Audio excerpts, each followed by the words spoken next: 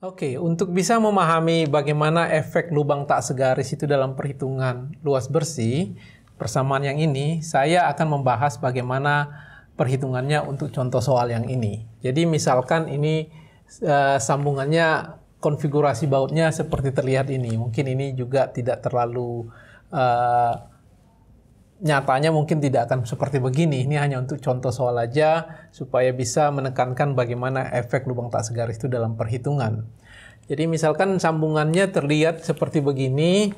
Mungkin saya kasih nama ini saat baut nomor 1, baut 2, 3, 4, 5, dan 6. Konfigurasinya tidak simetris seperti kebanyakan sambungan batang tarik.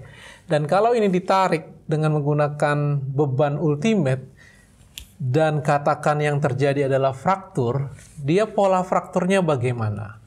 Apakah dia mengikuti segaris begini saja, tidak ada efek zigzagnya atau zigzagnya ada? Itu yang kita perlu kalkulasikan. Katakan di sini saya kasih dimensi dulu, jarak horizontal antar baut itu dalam hal ini kita misalkan nilainya 40 ya milimeter, dan jarak-jarak ini, jarak-jarak vertikalnya ke sini, ini masing-masing 50 ya, 50, 50, 50 nilainya.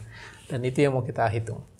Nah, untuk mengetahui apakah zigzag atau segaris yang terjadi, kita melakukan beberapa perhitungan. Hitungan pertama adalah katakan pola kegagalannya, frakturnya mengikuti garis ini. Dia melintasin baut nomor 1, tidak zigzag, tapi melewati langsung baut nomor 2, dan kemudian melintasin baut nomor 3. Dan kita lakukan perhitungan luas bersihnya. Dan ini sudah kita pahami dari perhitungan sebelumnya. Misalkan ini pola 1, 2, 3 melewatin baut nomor 1, 2, dan nomor 3. Tidak ada zigzag di situ, tidak ada komponen ini dalam perhitungan, hanya cukup menggunakan bagian ini saja, AN sama dengan AG dikurang NDT. Ya, maksud saya ini AN ya. Ya, ini AN, AG dikurangin NDT.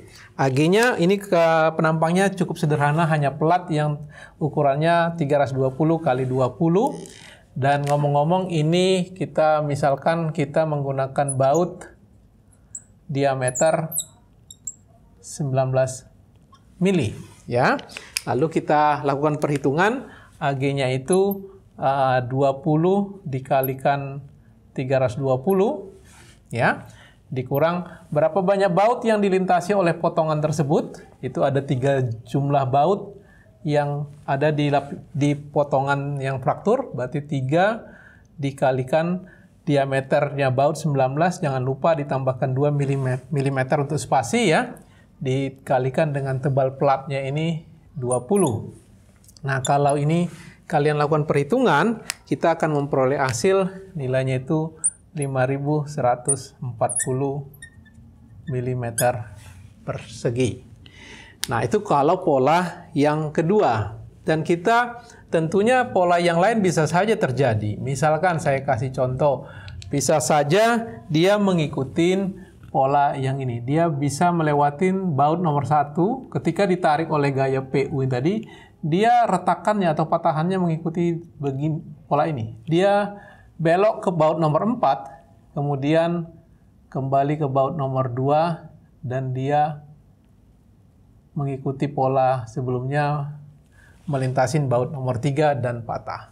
Nah, bagaimana perhitungan luas bersihnya kalau pola yang diikutin adalah pola 1, 4, 2, 3, mengikuti pola ini.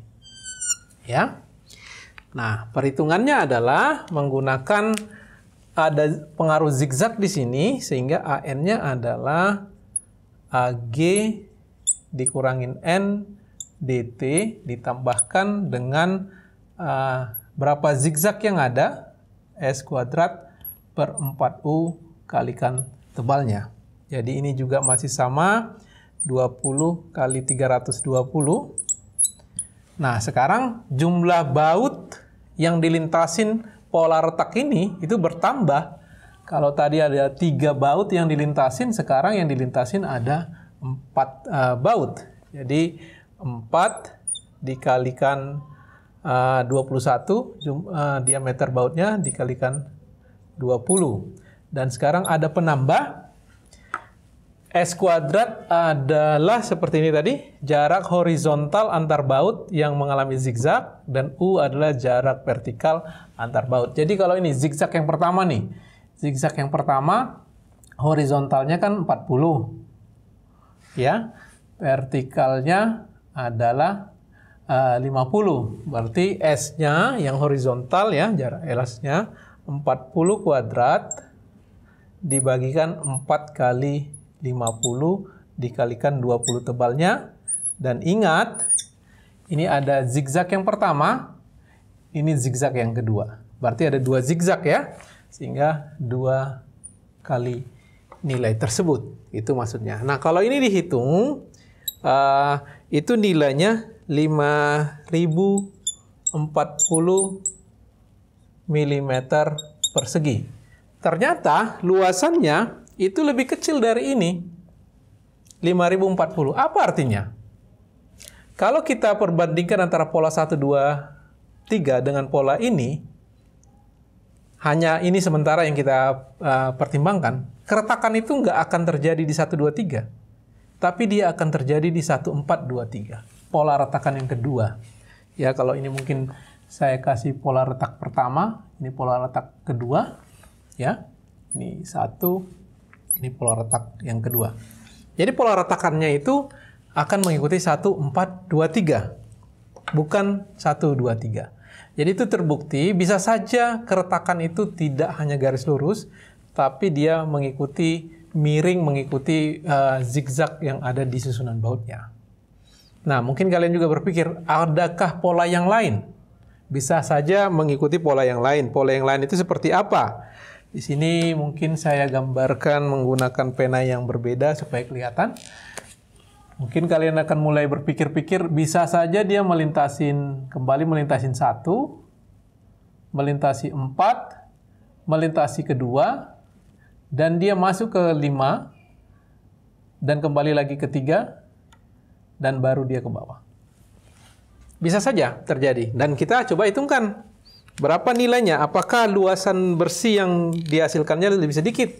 Jadi kalau pola yang ketiga, ya, itu pola berarti 1, 4, 2, 5, 3. Pola ini ya.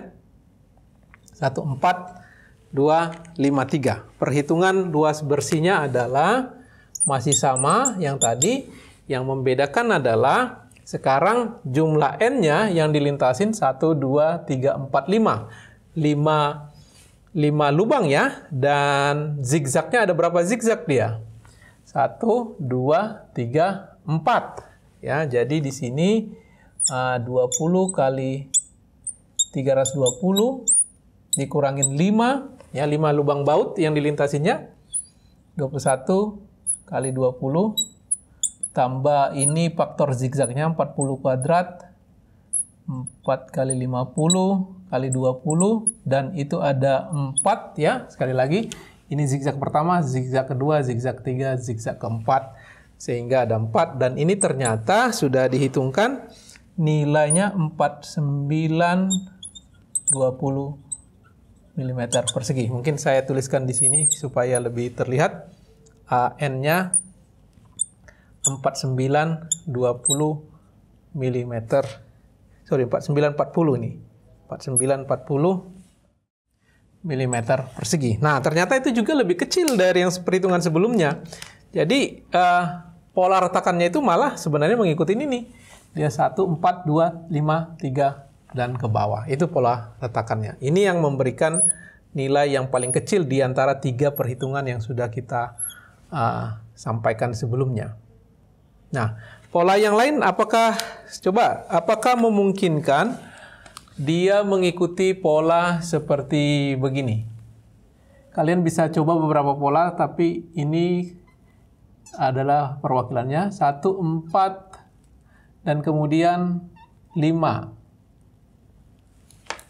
3. Jadi, kalau saya gambarkan di situ, ya seperti gini. Ini pola, ini baut nomor 1, nomor 4, nomor 5, 3. Ya, ini bisa dicoba melakukan perhitungannya, tapi ini bisa diobservasi sebenarnya pola 1, 4, 5, 3 ini mungkin kita harus lihat dengan hati-hati bahwa ini tidak mungkin terjadi. Kenapa tidak mungkin terjadi? Ingat di sini tuh ada baut juga, baut nomor 2 yang tidak dilintasi oleh garis patahannya. Bagaimana mungkin batang tarik itu tercopot sementara bat nomor 2 itu masih ada. Jadi ini pola yang tidak mungkin, walaupun secara perhitungan bisa saja kita lakukan perhitungan mengikuti pola seperti begini. Pola yang lain rasanya tidak ada lagi karena tidak akan menghasilkan pola keretakan yang memungkinkan. Misalkan 1, 4, 2, 3 bisa, 1, 4, udah kita coba 1, 4, 2, 3. Yang lainnya rasanya tidak ada lagi polanya. Jadi kira-kira itu yang bisa saya sampaikan, bahwa pola zigzag bisa saja menghasilkan luas bersih yang lebih kecil. Artinya kalau terjadi fraktur, keretakannya itu bukan mengikuti 1, 2, 3, mengikuti garis vertikal begini, tapi mengikuti pola zigzag yang sudah saya sampaikan. Jadi kesimpulannya, untuk lubang-lubang tak segaris, kita harus menghitung beberapa kemungkinan pola keretakan, dan kita akan mengambil nilai yang terkecil dari luas bersihnya, itulah keretakan yang terjadi. Selanjutnya, ini nanti akan bisa kita gunakan untuk menghitung kekuatan batang tarik yang mengalami fraktur, yang sudah kita bahas sebelumnya, 0,75 FU kali AE.